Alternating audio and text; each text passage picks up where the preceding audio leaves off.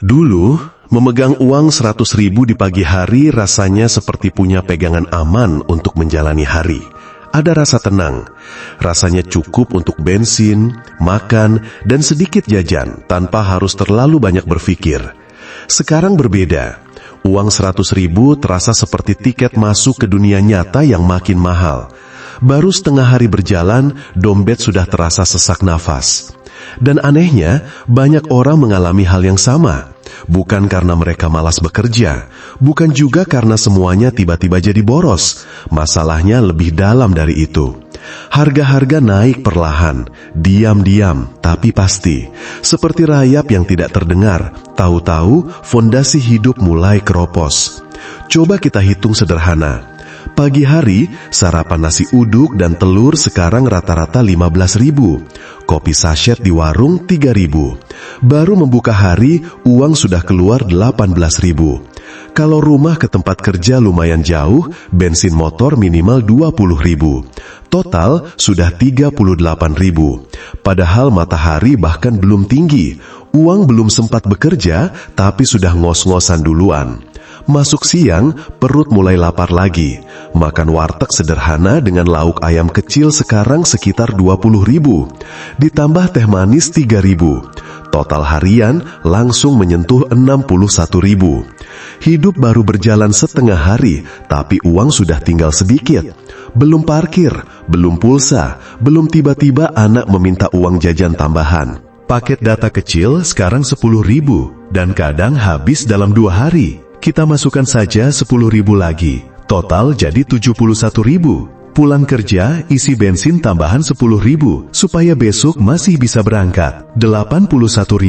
Belum makan malam. Kalau malam membeli lauk sederhana 15.000, total jadi 96.000, sisa 4.000. Itu pun belum listrik token, belum air, belum iuran lingkungan, belum obat kalau badan tiba-tiba tumbang. 100.000 yang dulu terasa besar, sekarang kadang hanya cukup untuk melewati 1 hari tanpa masalah besar. Yang lebih mengkhawatirkan sebenarnya bukan cuma angkanya, tapi ritmenya. Harga naik pelan-pelan, sementara penghasilan banyak orang naiknya lambat sekali.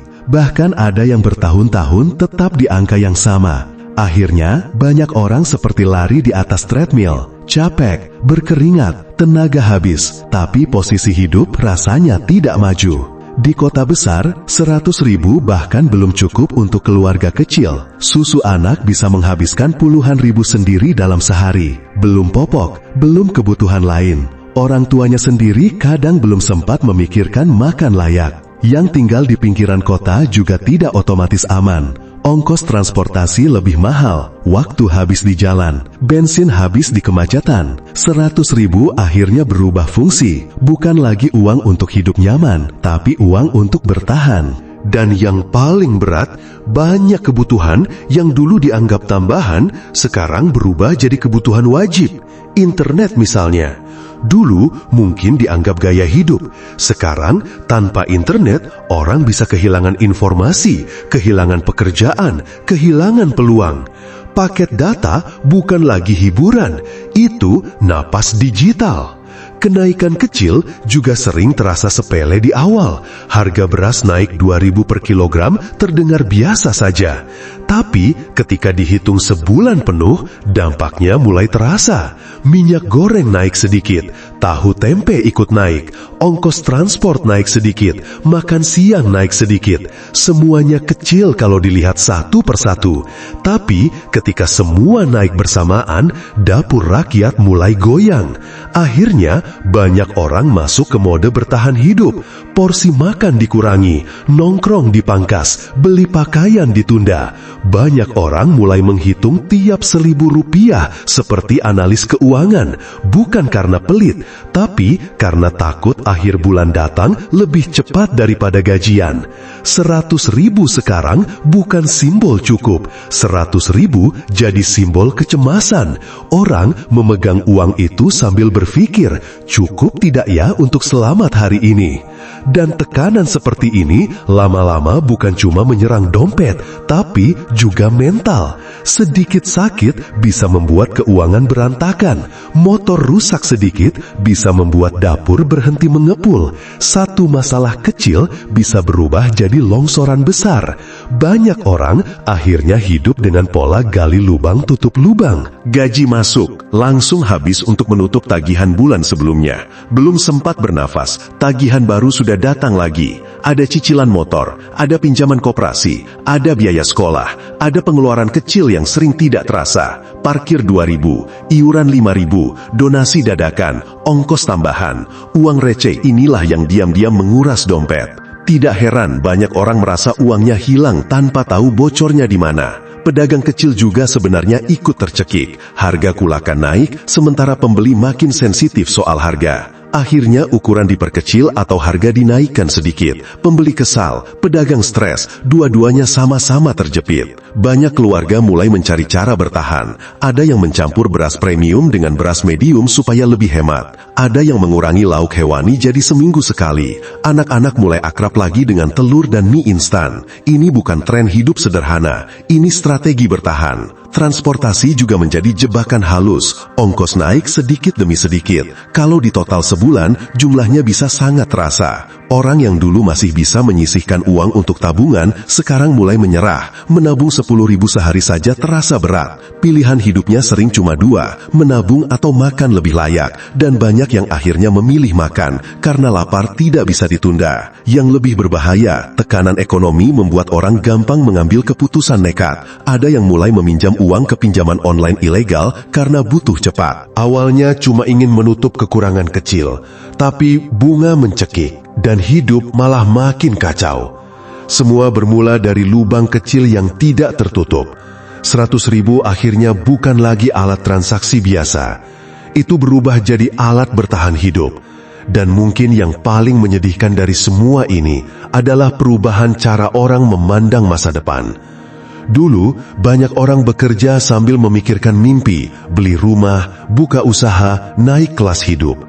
Sekarang, banyak yang bekerja hanya supaya tidak jatuh lebih dalam. Obrolan di warung kopi juga berubah. Dulu orang membahas rencana masa depan. Sekarang, lebih sering membahas harga beras, tarif listrik, dan diskon minyak goreng. Bukan karena rakyat malas bermimpi, tapi karena realita memaksa mereka fokus pada kebutuhan paling dasar dulu.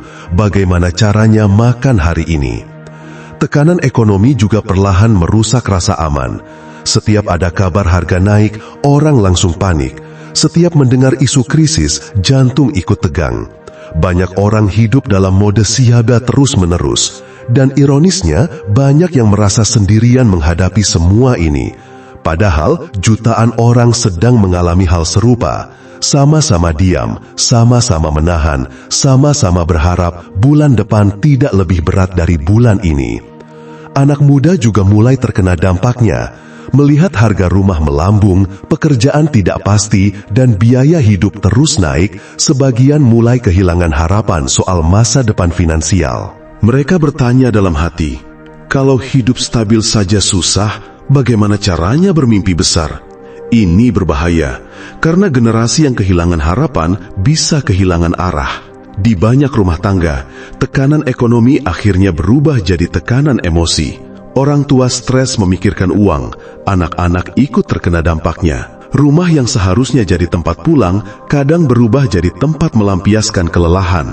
Semua bermula dari satu kenyataan sederhana. Uang yang dulu terasa cukup, sekarang tidak lagi mampu memberi rasa aman. Kalau kondisi seperti ini terus berlangsung, rakyat memang akan makin pintar bertahan, tapi semakin sulit berkembang. Hidup berubah jadi mode survival permanen. Padahal masyarakat yang hanya sibuk bertahan tanpa ruang untuk tumbuh, lama-lama bisa kehilangan semangat hidupnya. Karena itu, masalah 100.000 hari ini sebenarnya bukan sekedar soal nominal. Ini alarm tentang arah kehidupan rakyat. Kalau uang segitu hanya cukup untuk melewati satu hari, berarti ada sesuatu yang tidak seimbang antara harga, penghasilan, dan kesempatan hidup. Dan kalau alarm ini terus diabaikan, dampaknya bisa panjang. Usaha kecil mati perlahan, konsumsi turun, lapangan kerja makin sempit, tekanan hidup makin berat, lingkarannya terus berputar. Karena itulah, banyak orang mulai sadar bahwa mereka tidak bisa hanya menunggu keadaan membaik sendiri. Sebagian mulai belajar keterampilan baru, sebagian mencoba mencari penghasilan tambahan, sebagian lagi mulai membangun jaringan dan peluang kecil-kecilan. Bukan karena semuanya optimis, tapi karena mereka sadar diam terlalu lama berarti kalah perlahan. Di titik ini, rasa takut sebenarnya bukan selalu musuh. Kadang, rasa takut justru jadi sinyal untuk berubah. Takut kehabisan uang membuat orang mulai berpikir ulang tentang hidupnya. Takut masa depan gelap membuat orang mulai belajar hal baru. Krisis memang kejam, tapi kadang krisis juga menjadi momen ketika seseorang akhirnya bangun sebelum benar-benar tenggelam. Jadi, kalau hari ini Anda merasa 100.000 sudah tidak terasa berarti, itu bukan perasaan berlebihan. Itu realita yang memang sedang dirasakan banyak orang. Dan mungkin justru dari rasa tidak nyaman itulah muncul kesadaran baru untuk menyusun strategi hidup yang lebih kuat. Karena pada akhirnya dunia memang sedang tidak murah untuk rakyat biasa. Tetapi selama seseorang masih mau berpikir, masih mau belajar, dan masih mau bergerak, permainan belum selesai. 100.000 mungkin tidak lagi cukup untuk hidup nyaman, namun kesadaran tentang nilainya bisa menjadi awal perubahan yang jauh lebih besar daripada sekadar angka di dalam dompet.